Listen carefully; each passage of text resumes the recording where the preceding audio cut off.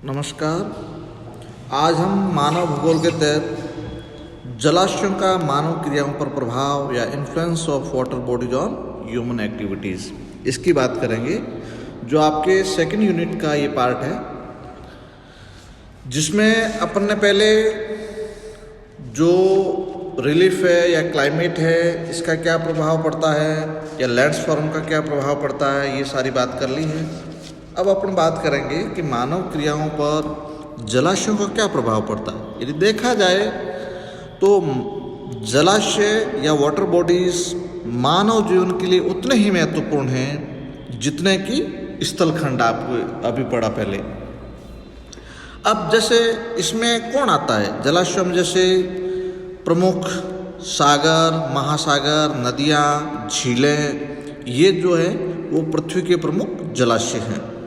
इन्हीं के कारण ही इस स्थल भाग पर बारिश होती है या जल वृष्टि होती है, या स्थल भागों में तापांतर का बराबर होना, या जिससे ताप कम रहते हैं, या जो सागरीय किनारे होते हैं उनके पास में ताप संतुलित रहता है।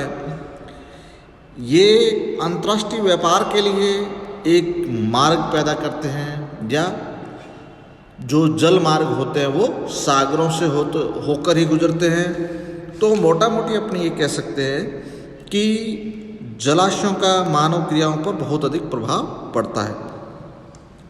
अब जैसे एक एक लेके अपन बात करें, जैसे सागर और मानव की बात करें तो देखा जाए तो महासागरों का मानवीय क्रियाओं पर प्रत्यक्ष या अप्रत्यक्ष प्रभाव जरूर पड़ता है, क्योंकि ये मानव के व्यापार होता है उसके लिए सर्वोत्तम जलमार्ग कहाँ होते हैं, सागरों में होते हैं, या इनसे सागरों से विभिन्न प्रकार के खनिज प्राप्त होते हैं, या समुद्री जो धाराएं हैं या ज्वार भाटा हैं वो भी मानव की आर्थिक एवं व्यापारिक क्रियाओं को प्रभावित करते हैं। जैसे कैसे कि समुद्री जो धाराएं होती हैं वो अपने निकटवर्ती धरातल के तापमान को सम बनाए रखती हैं। जैसे गल्फ स्ट्रीम की बात करें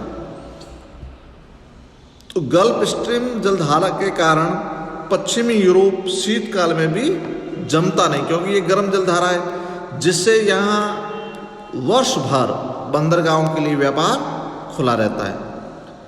जबकि लैब्राडोर जो ठंडी जलधारा के कारण कनाडा का पूर्वी तट पूरा जम जाता है, जिससे शीतकाल में यह व्यापार बंद हो जाता है।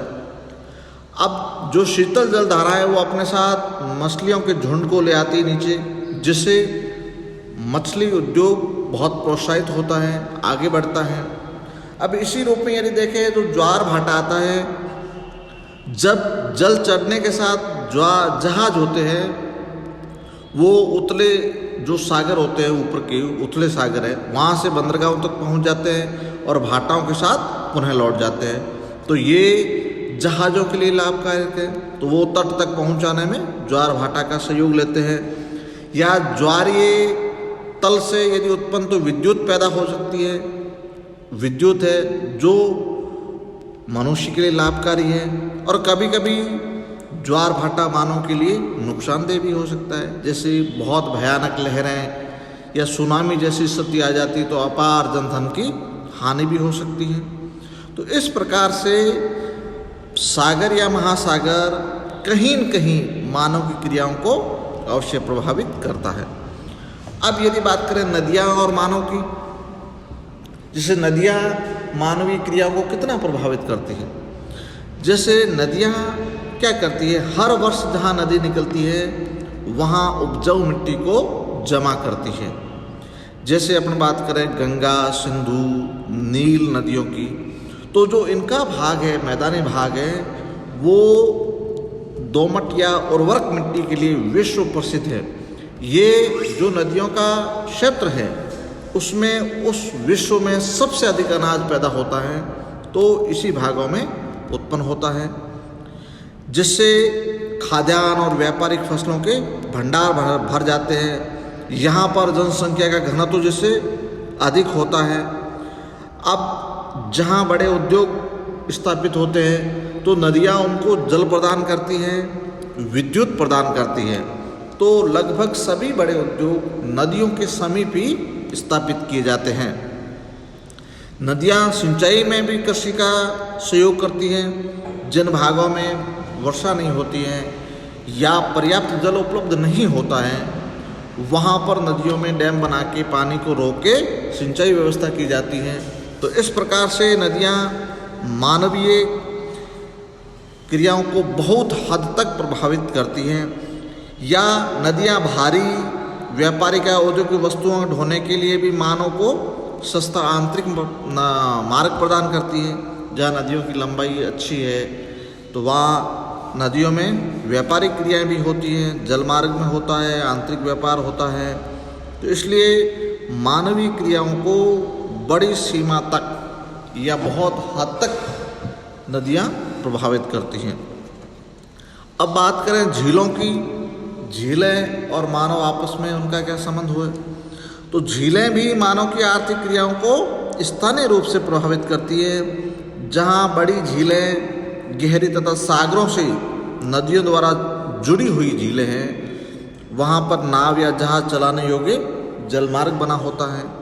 जैसे बात करें उत्तरी अमेरिका में महान झील प्रदेश या महान झीलों की, तो ये कनाडा और यूएसए के लिए सबसे उत्तम अंतर्देशीय जलमार्ग प्रदान करती हैं, जिसके कारण इन झीलों के